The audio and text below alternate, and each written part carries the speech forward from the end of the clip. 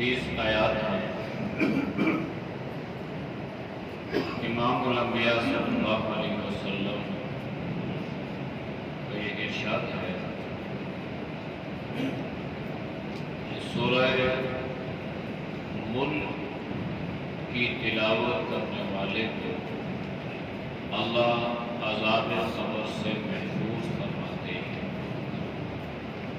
سورہ ملک جو ہے یہ قبر کی وحشت، قبر کی تنہائی کو دور کرنے والی ہے۔ اسی نے نبی علیہ السلام صحابہ کو اس کی تلاوت کا اہتمام کرنے کی تاکید فرماتے تھے، اور آپ نے فرمایا کہ میرا جی یہ چاہتا ہے کہ یہ سورہ مبارکہ سب کو زبانی یاد، یہ 30 آیات ہیں۔ اگر ہر مسلمان روزانہ 5 منٹ صرف ایک آیت پڑھ دے تو 30 دنوں میں اس کی 30 آیات یاد آئیں، اور روزانہ کی ایک آیت یاد کریں کم از کم، تو 30 دنوں میں 30 آیات جب قرآن کی سورہ ملک کی یاد ہو جائیں گی تو پھر انسان چلتے پھرتے اس کی تلاوت کا اہتمام کر سکتا ہے۔ اس کے بعد سورہ قلم جو ہے، سورہ نون والقلم، سب سے پہلے اللہ نے کائنات میں قلم کو پیدا فرمایا، پھر اللہ نے دوات پیدا فرمائی۔ نون جو ہے یہ دوات کو کہتے ہیں، اور قلم سے مراد قلم۔ تو جب اللہ نے قلم پیدا فرمایا تو اللہ نے قلم کو حکم دیا لکھ اکتب، تو قلم نے کہا اللہ کیا لکھو؟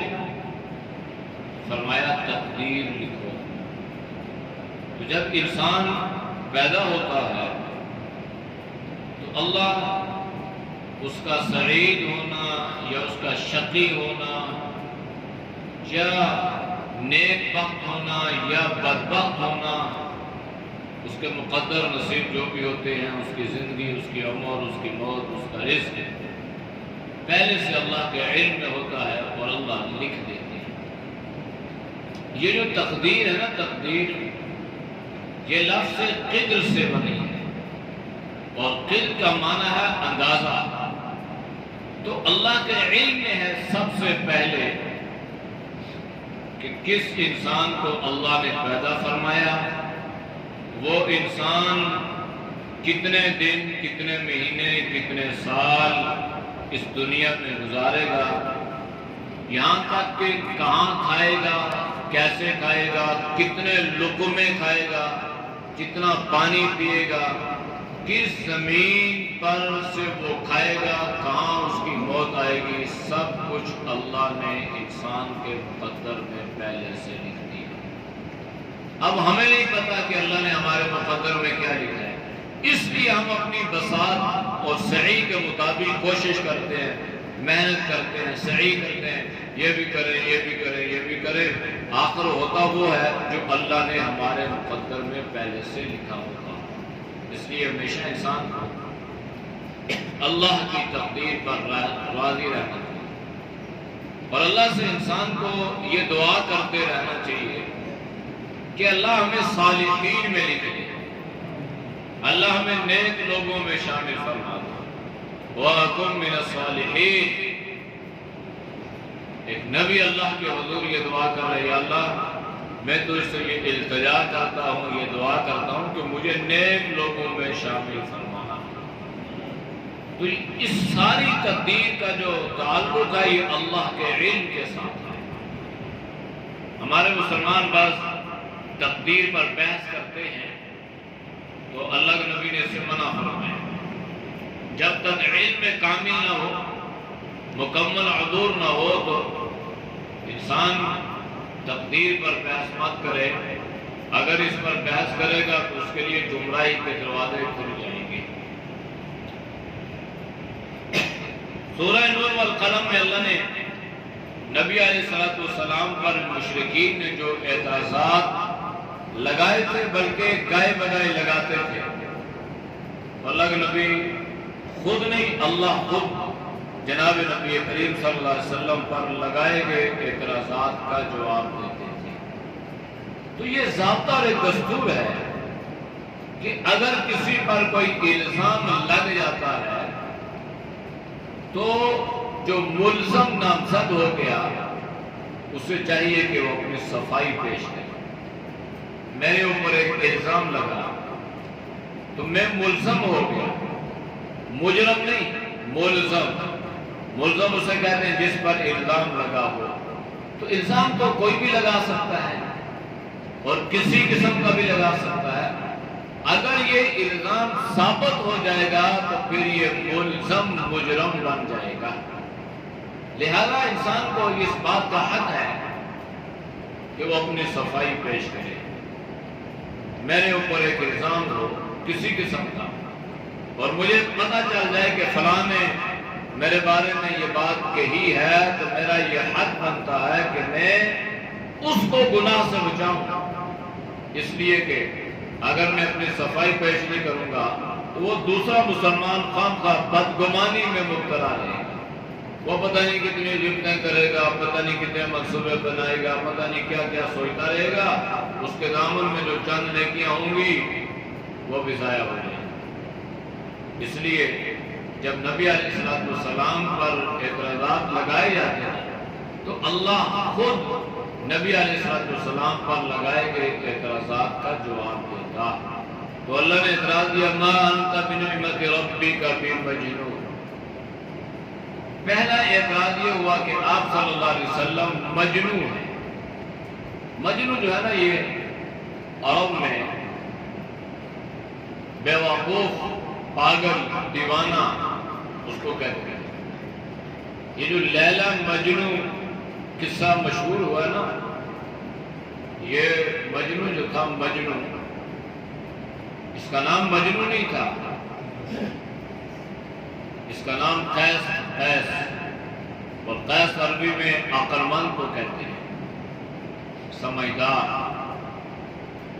تو یہ مجنون کیسے بن گیا؟ اسے ایک عورت عشق میں مبتلا ہو گیا، اور عورت جو تھی نا،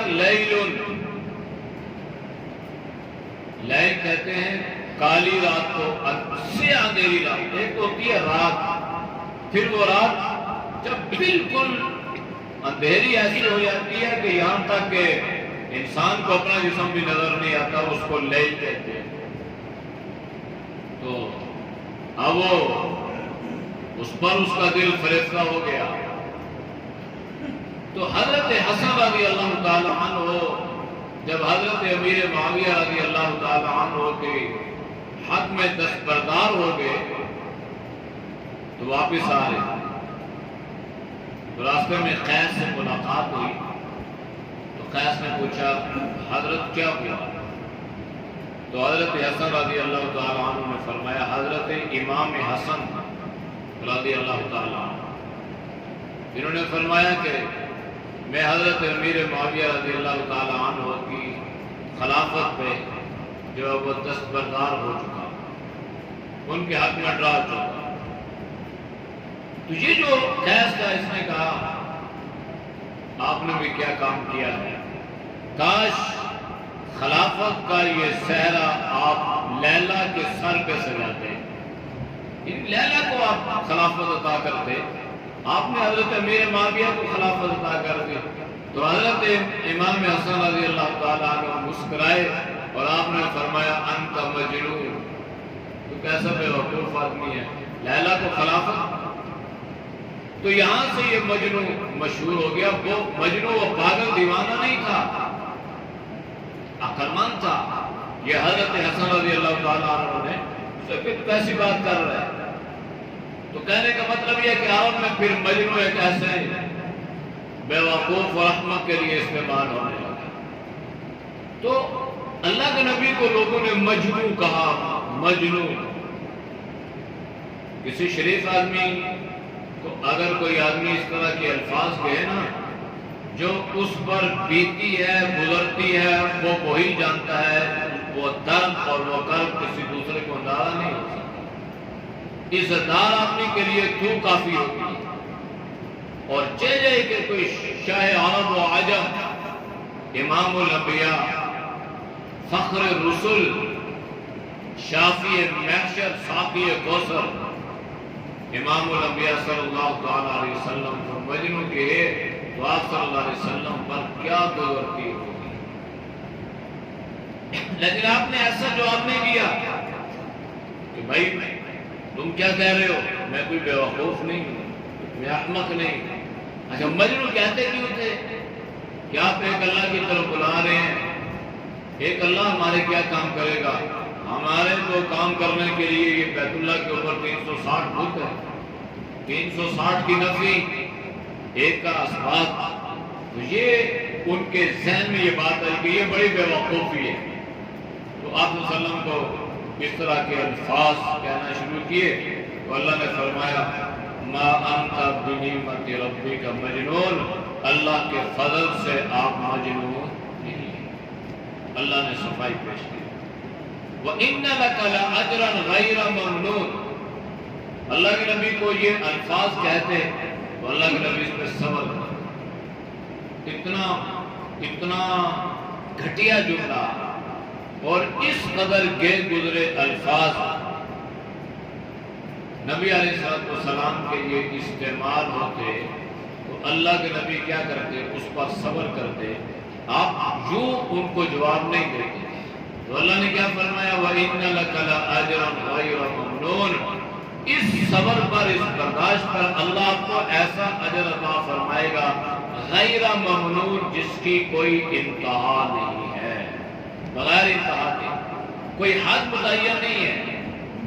تو صبر پہ اللہ اتنا بڑا اجر دیتا ہے، انما یوفی الصابرون اجرهم بغیر حساب، ہر چیز کی تعداد اللہ نے متعین کی ہے، لیکن صبر کے بارے میں اللہ نے فرمایا مشکل کام ہے، آسان نہیں ہے۔ ہم کہتے رہتے ہیں صبر صبر صبر، لیکن جب انسان پہ پڑتی ہے تو پھر پتہ چلتا ہے کہ صبر بھی اتنا آسان معاملہ نہیں ہے، بڑا مشکل عمل ہے۔ لیکن جب کوئی اس اللہ کی رضا کے لیے اس کو صبر کا مظاہرہ کرتا ہے اور برداشت کرتا ہے اور اس دکھ اور غم کو سہ جاتا ہے تو پھر اللہ اس کو بغیر حساب، بغیر گنتی کے اجر عطا فرماتا ہے۔ نبی علیہ السلام کو اللہ نے جو اخلاق عطا فرمایا تھا تو قرآن نے ان کی یوں تعریف فرمائی وَإِنَّكَ لَعَلَىٰ خُلُقٍ عَظِيمٍ۔ آیات کا ربط یہ ہے کہ جب آپ کو مجنون کہا گیا، آپ کو ساحر کہا گیا، آپ کو کاہن کہا گیا تو اللہ کے نبی لاوارث تو نہیں تھے، آپ کا ایک خاندانی پس منظر تھا، آپ کی ایک بیک گراؤنڈ تھی، آپ کا ایک خاندان عرب کا سب سے ممتاز خاندان، سب سے عظیم خاندان عرب کا، آپ اس کے چشم و چراغ تھے۔ لیکن جب اللہ کے نبی کو یہ ساری باتیں کہی جاتی تو اللہ کے نبی کبھی غصے میں نہیں آتے تھے، کبھی انتقام نہیں لیتے تھے، کبھی بدلے کی آپ نہیں سوچتے تھے، کبھی آپ گالی دینے والے کو گالی نہیں دیتے تھے، برائی کرنے والے کے ساتھ برائی نہیں کرتے تھے۔ تو اللہ آپ صلی اللہ علیہ وسلم کی تعریف یوں فرما رہا ہے کہ یہ ساری باتیں اللہ کے نبی اس لیے فرماتے تھے وَإِنَّكَ لَعَلَىٰ خُلُقٍ عَظِيمٍ، کہ اللہ نے جو آپ کو خلق عطا فرمایا تھا، اللہ نے جو آپ کو اخلاق عطا فرمائے تھے وہ اخلاق کامل تھے۔ گویا یہ جو علا ہے اس کا معنی یہ ہے کہ خلق نیچے، آپ اس پہ سوار ہو گئے اور اخلاق کو آپ نے اپنی سواری بنا لیا۔ تو سواری جو ہوتی ہے یہ سوار کے تابع ہوتی ہے، سوار سواری کو جس طرف موڑتا ہے سواری ادھر موڑتی ہے۔ تو اللہ آپ صلی اللہ علیہ وسلم کی تعریف جو بیان فرما ہے، تو یہ جو اخلاق ہے نا، اخلاق یہ بڑی اہم چیز ہے۔ آج ہمارے معاشرے میں نا اخلاق نہیں ہے، بدتمیزی، کمینگی، بد اخلاقی، لڑائی جھگڑے، تو میں بازاروں میں چلے جائیں، ادھر جائیں ادھر جائیں، یہ ہوا وہ ہوا، برداشت تو بالکل بھی نہیں۔ آپ جاتے ہیں، دیکھتے ہیں، سنتے ہیں، معاملات ہوتے ہیں، اور انسان دوسرا یہ سمجھتا ہے کہ بس میں انسان ہوں، یہ سارے درندے ہیں، ان کی کوئی حیثیت ہی نہیں۔ اس لیے ہمیشہ اخلاق کا مظاہرہ کریں۔ نبی علیہ السلام نے خود فرمایا کہ تم میں سے کامل ایمان والا وہ ہے، حدیث ہے، ان اکمل الایمان احسنهم خلقا۔ آپ نے فرمایا کہ تم میں سے کامل ایمان والا وہ ہے جس کا اخلاق اچھا ہوگا۔ اخلاق اچھا نہیں ہے تو نمازیں اپنی جگہ، روزے اپنی جگہ، حج اپنی جگہ، عبادات اپنی جگہ، وہ کامل ایمان والا نہیں ہو سکتا۔ اس لیے اخلاق کو درست کرنے کی ضرورت ہے۔ بد اخلاقی جو ہے یہ انتہائی گھٹیا حرکت ہے۔ تو اللہ نے آپ صلی اللہ علیہ وسلم کی تعریف بیان کی۔ اس کے بعد ایک کمینہ آدمی جو تھا ولید بن مغیرہ، اس کی مذمت قرآن نے بیان کی، اور اس کے لیے بہت سارے قرآن کریم نے القابات، یہ چغل خور ہے، غیبت کرنے والا، گناہ کرنے والا، حد سے بڑھنے والا، نیکی کے کاموں سے روکنے والا۔ جب آیات پڑھی جاتی تو یہ کہتا جناب یہ تو پہلوں کی کہانیاں ہیں۔ پھر اللہ نے فرمایا کہ ان ساری چیزوں کے بعد وَطُلِّ بَعْدَ ذَلِكَ زَنِيمٌ، اس کا اصل نسب بھی درست نہیں ہے۔ جب قرآن نے یہ بات کہی نا تو پھر اسے اس بات کا یقین ہو گیا کہ قرآن یہ کہہ رہا ہے کہ یہ اپنی ماں کا نہیں ہے، یہ اپنے باپ کا نہیں ہے، یعنی یہ حلالی نہیں ہے، یہ حرامی ہے، ولد زنا قرآن نے ذکر کیا۔ تو اس نے تحقیق کی۔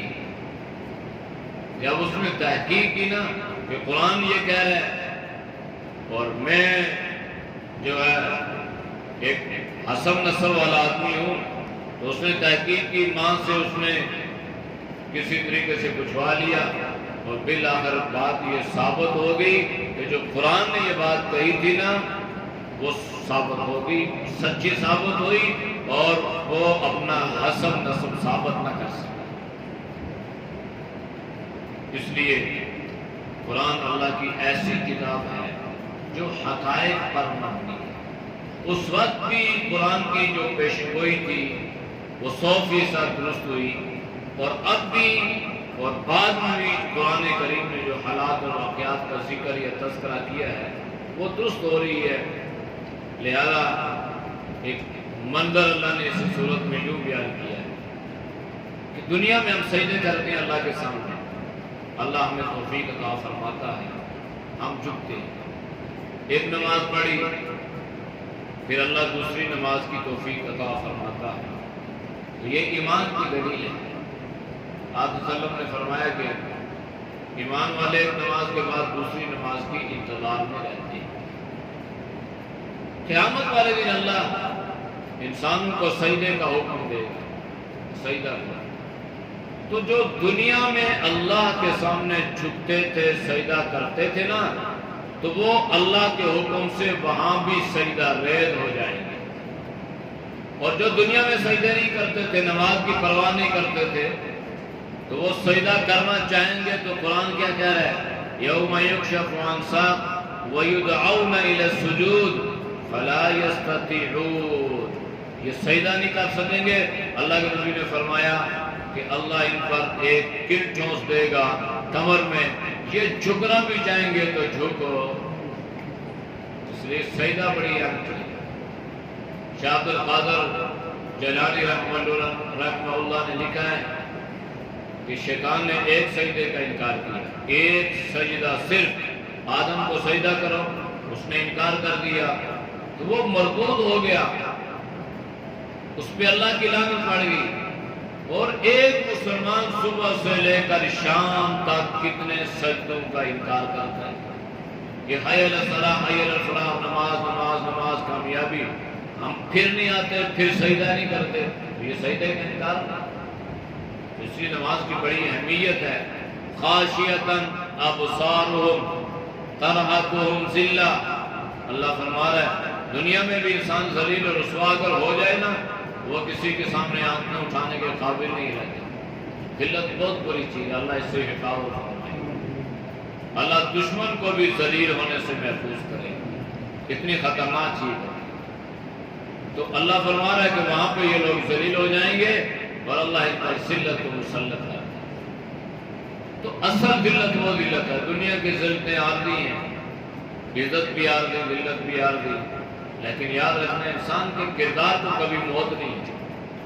باعزت آدمی ہوگا، معاشرے میں اس کا ایک کردار ہوگا، ایک سٹیٹس ہوگا، ایک اسٹینڈرڈ ہوگا، تو ہمیشہ لوگ اس کو یاد کریں گے۔ 40 سال گزر گئے، 50 سال گزر گئے، ایک نسل گزر گئی، کہ فلاں تھا، دادا تھا، پردادا تھا، نکر دادا تھا، وہ ایسا تھا، وہ ایسا تھا۔ انسان تعریف کرتا ہے، یاد کرتا ہے، اور اگر ویسے ہی ہو انسان کو، پھر کہتا ہے زمین پر ایک گناہ ہی تھا اور ایک بوجھ تھا، اللہ نے اس سے زمین کی حفاظت کی۔ تو نماز جو ہے یہ بڑا ضروری عمل ہے، باقی بات انشاءاللہ